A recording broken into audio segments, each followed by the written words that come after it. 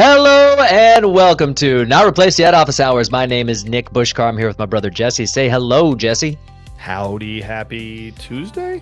Tuesday. Yes, this is the show that keeps you informed and inspired about all things AI, hopefully inspired. And we run down the top news in AI every single day.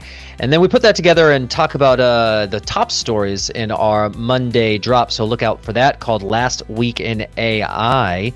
And yeah, happy Tuesday, man. Oh, sorry. If you are here, please like, comment, share, subscribe. All the good things. We really need your help to grow Not Replaced Yet. This is for you, and the more the word spreads, the better for everyone out there. And so, yeah, how is it going? It's good. It's good. Back in the swing of things. Got caught up on after our trip last week. I got caught up yesterday, so now it feels like a regular week. My kids are almost out of school, so it's getting warmer. Oh, yeah. Summer's here. Wow. It feels like it's like just 2025 and it's actually almost halfway through the year. People out of this area will be shocked that your kids are almost out of school right now. Yeah, the Southeast, we end on the 21st of May and we go back on August 2nd, I believe. And that is not how a lot of the country does it, but that is crazy. Pros and cons. Pros and cons. Well, I say we jump ahead into today's headlines, unless you have anything else you want to talk through first. Let's do it. All right. Today is Tuesday, May 13th, and let's start with the global AI infrastructure race, because today Saudi Arabia is making its biggest move yet. They have partnered with NVIDIA to roll out 18,000 of their new Blackwell GB200 AI chips. These will power a 500 megawatt data center, one of the largest in the world, operated by Saudi Arabia AI startup Humane. It's a clear signal. Saudi Arabia isn't just dabbling AI. They want to be a dominant force, and they are putting serious money behind it. And it's not just NVIDIA. Cisco is jumping in too, expanding its partnership with the Saudi government to support the region's next-gen AI networks and infrastructure. The alliance between these tech giants and the Saudi Sovereign Wealth Fund could reshape the global AI supply chain. And from data centers to doctors' offices, OpenAI is aiming to raise the bar for AI in healthcare. They've released something called Health Bench. It's a massive multitask evaluation that tests how well language models perform in real-world medical scenarios. That includes summarizing clinical notes, answering patient questions, and retrieving diagnoses across more than 50 benchmarks. OpenAI says this is about accountability. If LLMs are going to be used in medicine, they need to be safe, accurate, and explainable. And now there's finally a standard to measure that. And now some companies are learning the hard way that going AI first has its limits. Klarna, once eager to replace staff with AI, is reversing course. After claiming AI handled the work of 700 service agents, the company is now hiring again, focusing on students in rural areas to bring back the human touch customers say they are missing. And Duolingo is sticking with its AI first shift, cutting contractors in favor of automation. But it's facing major backlash online. TikTok comments on their posts are flooded with complaints, with users calling the move disgusting and pledging to delete the app. Duolingo insists AI is just a tool guided by humans, but the backlash shows how sensitive users are to automation that feels like a replacement rather than an enhancement. Yeah, the PR matters. Let's switch gears to air travel, where AI is now working behind the scenes to get you to your gate faster. British Airways is using AI to streamline aircraft turnaround times. It analyzes data on staffing, luggage loading, and fuel delivery to predict and prevent delays. The early results? Fewer disruptions, better staff coordination, and smoother boarding, especially during high traffic travel hours. It's not flashy, but it could quietly become one of the most impactful AI rollouts for everyday travelers. And finally, let's talk about how AI is changing storytelling. Audible is expanding its library of AI-narrated audiobooks. These aren't just robotic text-to-speech tracks. They're modeled on real voice performances, trained to sound more natural, emotional, and expressive. It's a part of Audible's strategy to meet rising demand without relying solely on human narrators. But as the tech improves, the debate gets louder. Will synthetic voices replace professionals or just support them? For now, Audible says it's all about choice. And that covers today's top AI news stories. Jesse, what do you think about that last one specifically? The idea of narrators being overtaken, and not just for low effort sort of mobile game ads, but I mean Audible, that's a pretty big player. I personally love it, and I will preemptively apologize to any audiobook voice actors. Um, you know, you and I are both big time Audible users. Our consumption numbers in the hundreds of books each over the past 5, 10 years. I don't even know when we both got into it. And so I've digested a lot of audio content that is read by narrators. I'm listening to Robert Rodriguez's Rebel Without a Crew right now, the film director, and he's reading it himself. And it's very apparent when the author, especially of someone talking about their own work, like the passion and the familiarity, and he's cutting in with these asides that, like, oh, I wrote this book years ago, but I wanted to add a little color commentary, and it's additive to the experience. That is not going to be replaced by AI. Like, this is his work and his baby and his kind of magnum opus that he's aiming towards. On the other hand, you have someone who gets hired because their voice happens to be a certain quality and character, and they fell into a profession that exists in a moment in time that Well, fell in seems a little, fair enough.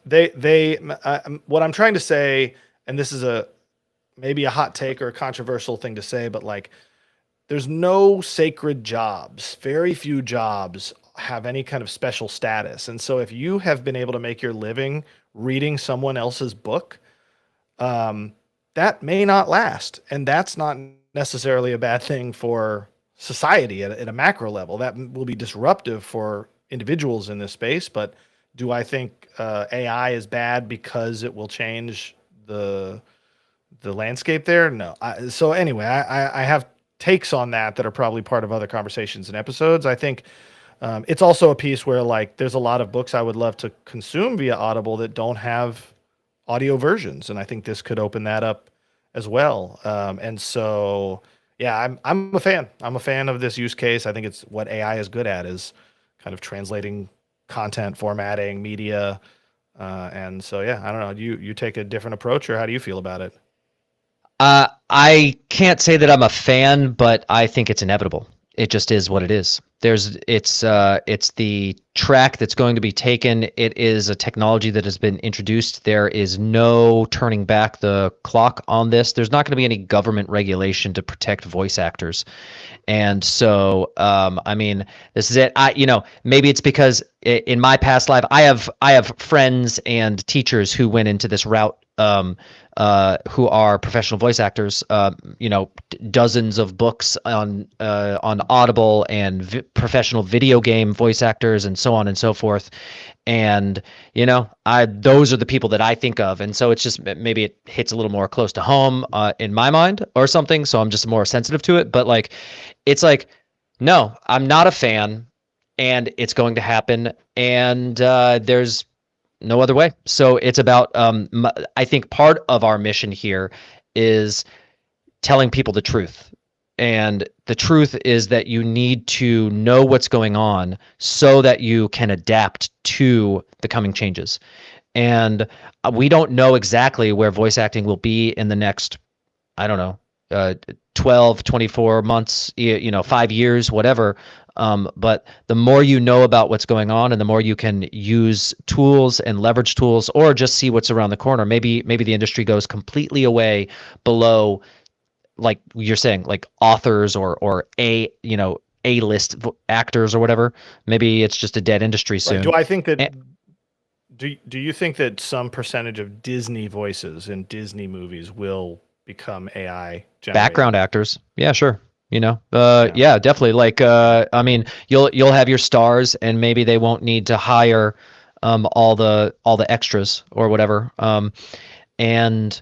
Or maybe they'll keep it. And to your point about, I've never loved the framing, but I do agree with it. Like a voice actor's job is not some sacred thing that must be, protected at all costs. And if you think about it,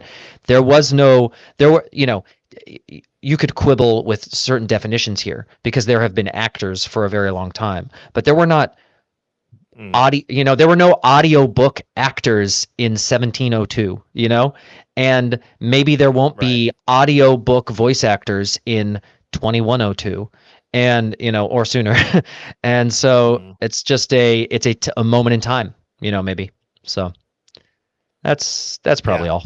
Yeah, but again, not ignoring the present tense cost of that and impact of that. I think you're Yeah, right sure. about telling the truth. It's depending on the day you ask me that question, I'll lead with macro, or I would lead with a more personal take, which is a lot more sympathetic to the impact. I think, yeah, I don't know how the media goes. I know that like there have been times where I'm like, I want to get this book on Audible, and it's not there, and I can only assume it's because someone didn't read it into a microphone, right? Like at the lowest level, and I it's I like, would wow, assume that could that's really open it largely up. Oh, this. contractual. Like I would, like that's like there are. Yeah, I it's mean, not that they didn't have a reader. It's not that they couldn't find maybe someone I to don't know. read it. It's Yeah. because there was yeah. Well, so my question here is more a forecast.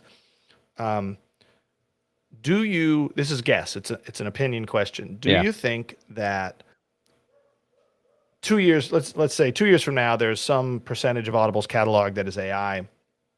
Um,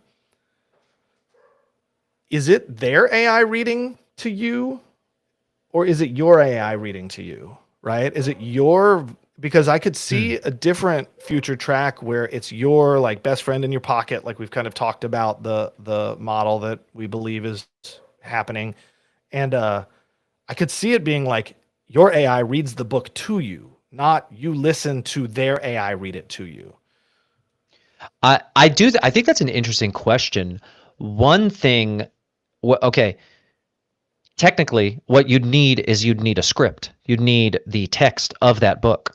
And so if Audible is not serving the text up to your AI, then no, it won't be your AI. But then, I Mm. mean, Audible has it's not Audible. What is it? Oh, Kindle, right? All of those Yeah. books, right? I was gonna say they So have the text. They could do that if they wanted to. that that's an interesting, like, I don't know, little thing to think through, because is if everyone has an AI in their ear that can read anything to them, and you prefer it because it's like your best friend, and then it'll remember the thing. Like you can ask your AI, oh, what was that thing on the page, yesterday, we were talking about it, and it was this thing, and it can remind you instantly. Maybe you'd rather have your AI read it. And so it's almost like Audible goes away and everything goes to Kindle because it's all text. I don't know.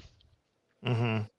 Yeah, yeah. I think it's more likely that that's like the long game. I don't know what the time horizon is. I think right now everybody's doing their own thing, and I think the interoperability and the consistency and user preference leans more towards a single interface for the individual.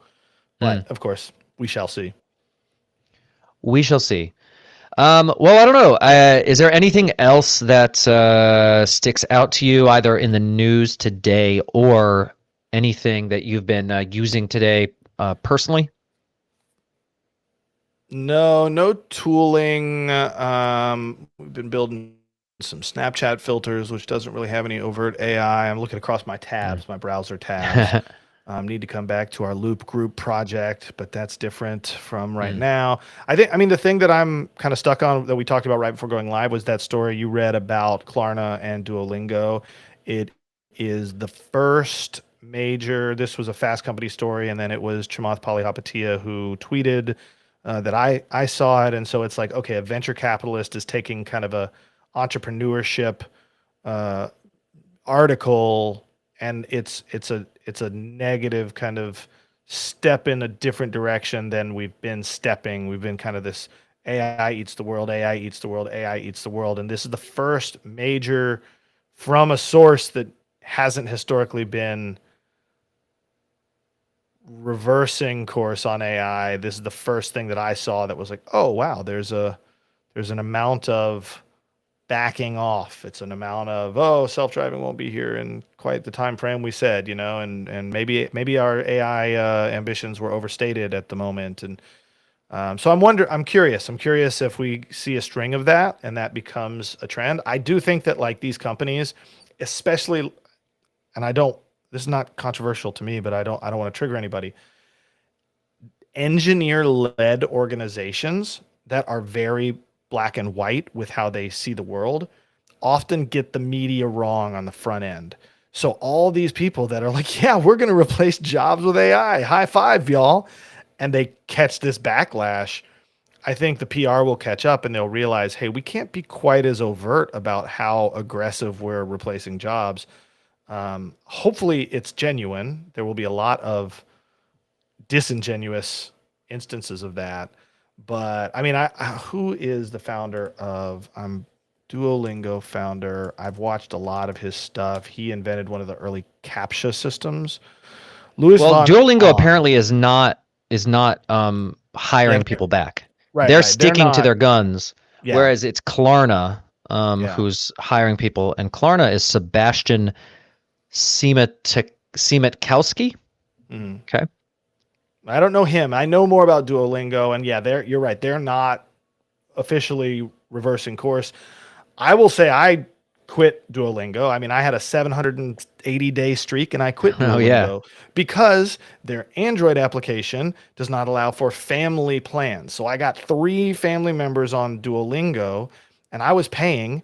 And if you have an iPhone, you can get a $19.99 plan for your family. But on Android, you cannot, and you got to pay the $12.99 per person.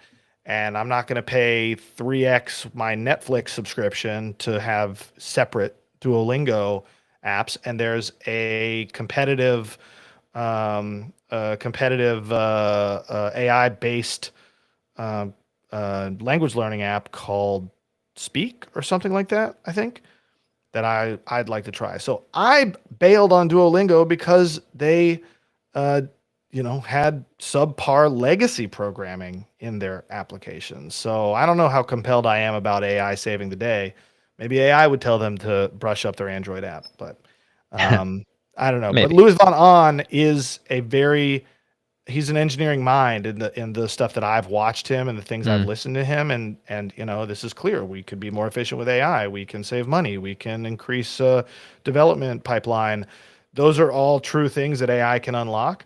But if you piss off the world by not having some sensitivity to the impact of your decisions, the world might turn on you. So I think that's like a microcosm of growing public engagement and media here. Sure. We shall see. But otherwise, we shall see. Other than that, I think this is a good place to close. Yeah, I say we close it out here. So if you've made it this far, thank you so much for joining us today. Please like, comment, subscribe, and share with someone who you might think that they might enjoy this type of content. We want to share it out as much as possible. And we will see everyone tomorrow. Have a good day. Thanks, y'all. Adios.